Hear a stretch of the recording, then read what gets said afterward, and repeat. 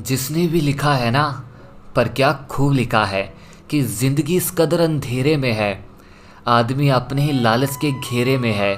सीखी थी उड़ान जिसने तूफानों से लड़ने की, कह दो इंसान अपने ही बसेरे में है। तो मेरा नाम है ललित और मैं आप सबके लिए फिर से लेकर आया हूँ एक और नई कहानी। तो आज की कहानी आपको सिखाएगी कि हद से ज़्यादा लालच भी कितना ज़्यादा हानिकारक हो सकता है। काफ़ी समय पहले की बात है। एक बार एक शहर में एक आदमी रहता था। वह आदमी हद से भी ज़्यादा लालची था। उसने सुन रखा था कि अगर संत और साधु की सेवा करे तो बहुत ज़्यादा धन की प्राप्ति होती है, और ऐसा सोचकर उसने साधु संतों की सेवा करना प्रारंभ कर दिया। एक बार उसके घर में एक बहुत ही बड़ा चमत्कारी संत आया।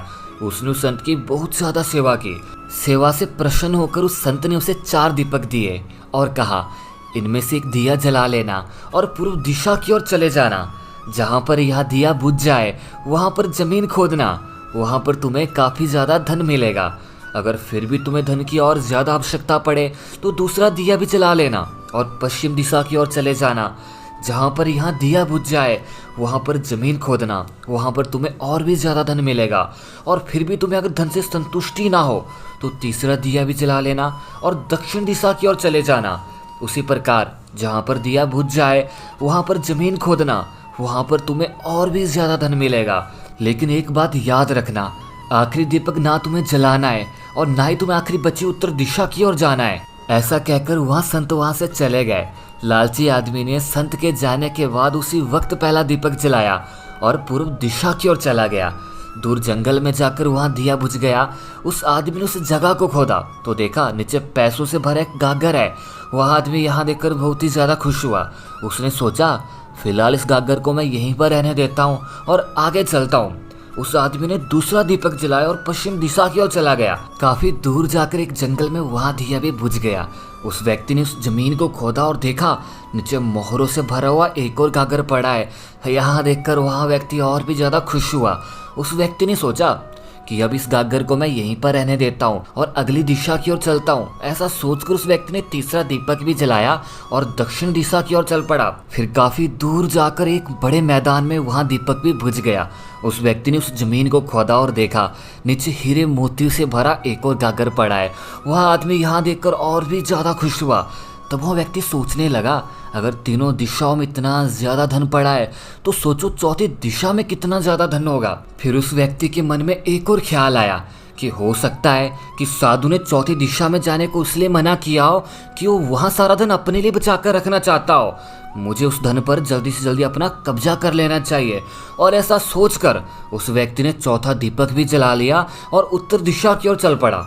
फिर वह आखिरी दीपक काफी ज्यादा दूर जाकर एक महल के दरवाजे के पास जाकर बुझ गया। महल का दरवाजा बंद था। उस व्यक्ति ने उस दरवाजे को धक्का मारा तो वहाँ दरवाजा खुल गया। वहाँ व्यक्ति बहुत ज़्यादा खुश हुआ। उसके मन में यह ख्याल आया कि अब यहाँ पूरा का पूरा महल उसी का ही है। जब वह व्यक्ति उस महल के अंदर गया और उस व्यक्ति ने उस महल के कमरों को देखा तो वहाँ व्यक्ति खुशी के मारे झूम उठा, क्योंकि उस महल का हर कमरा हीरे मोतियों सोने चांदी आभूषणों से भरा पड़ा था। यहाँ सब देखकर उस व्यक्ति ने खुद को शाबाशी दी कि तभी उस व्यक्ति को एक चक्की चलने की आवाज़ सुनाई दी। तब वह व्यक्ति कमरे में दाखिल हुआ और वहाँ व्यक्ति यहाँ देखकर बड़ा हैरान हुआ कि वहाँ पर एक बूढ़ा व्यक्ति एक चक्की चला रहा था। फिर उस व्यक्ति ने उस बूढ़े व्यक्ति से पूछा, तू यहाँ पर कैसे पहुँचा? बूढ़े व्यक्ति ने कहा, ऐसा कर, यहाँ जरा चक्की चला, मैं सांस लेकर तुझे सारी बात अच्छे से बताता हूँ। उस बूढ़े की यह बात सुनकर उस लालची आदमी ने चक्की चलाना आरंभ कर दिया। बूढ़ा व्यक्ति चक्की से हट जाने पर जोर जोर से हंसने लगा। लालची आदमी यहाँ देखकर बड़ा हैरान हुआ। वह भी चक्की चलाना बंद करने वाला था कि तभी उस बूढ़े व्यक्ति ने कहा, खबरदार, यहाँ चक्की चलाना बंद मत करना। फिर उस बूढ़े व्यक्ति ने कहा कि अब यहाँ महल तेरा है, परंतु याद रख, यहाँ तब तक खड़ा रहेगा जितनी देर तक तू यहाँ चक्की चलाता रहेगा।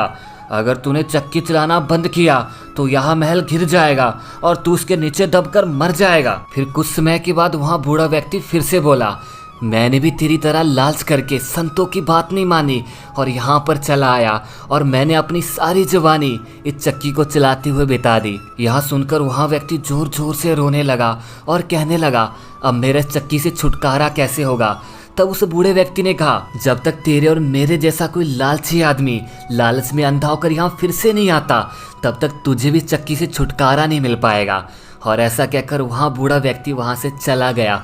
इसलिए जिसने भी लिखा है ना, बड़ा ही खूब लिखा है कि हद से ज़्यादा लालच भी अच्छा नहीं होता। इसलिए आप भी अपने जीवन में हद से ज़्यादा लालच कभी भी मत करना, क्योंकि हद से ज़्यादा लालच करना आपको पूरी तरह से बर्बाद कर देगा।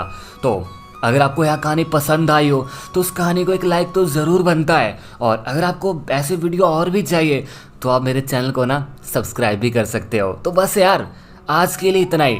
मिलते हैं ना फिर से बहुत जल्दी एक और नए वीडियो के साथ। तब तक के लिए अलविदा।